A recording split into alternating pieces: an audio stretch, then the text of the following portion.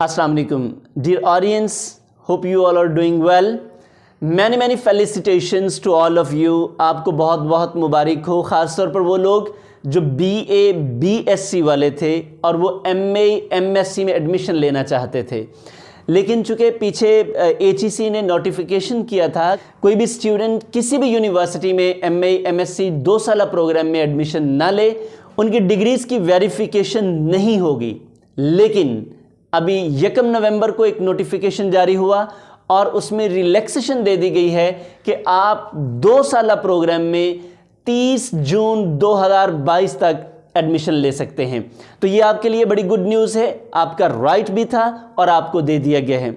अब इस मौका से भरपूर फ़ायदा उठाएं। मेरी ज़ाती राय जो है, इसके ऊपर मैं एक वीडियो भी बनाने जा रहा हूं कि एजुकेशन सेक्टर में आई डोंट थिंक सो कि 2 साला प्रोग्राम और ग्रेजुएशन और मास्टर्स प्रोग्राम बंद होने चाहिए, क्योंकि इनको बंद करना ऐसा ही है जैसे आम लोगों के लिए तालीम के दरवाजे बंद करना है।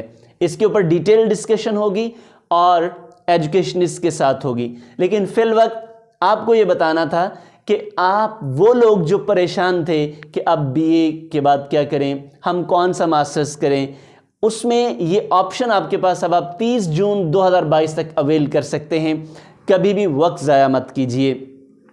किन किन यूनिवर्सिटीज़ ने डेट्स अनाउंस कर दी हैं, एडमिशन्स अलाउ कर दिए हैं, ये मैं आपसे नेक्स्ट वीडियो में डिस्कस करूंगा। एक और ऑप्शन ब्रिजिंग सेमेस्टर की है। वो लोग जो BS में जाना चाहते हैं, यानी कि वो मास्टर्स प्रोग्राम में नहीं जाना चाहते, 5वें सेमेस्टर में उनको एडमिशन दिया जाएगा 5th सेमेस्टर में, लेकिन उससे पहले उनको एक शॉर्ट सेमेस्टर लेना होगा जिसे ब्रिजिंग सेमेस्टर या गैप फिलिंग सेमेस्टर कहते हैं। यानी कि वो आपको जिस भी आप कोर्स में जाना चाहते हैं, आपको उसमें लेके जाने के लिए हेल्पफुल साबित होगा। अब ये इशू क्यों है? कुछ स्टूडेंट्स को प्रॉब्लम्स हैं, वो ADP ADS और ये ADAs को समझ नहीं पाते। इसके लिए हम अलहदा से वीडियो करेंगे।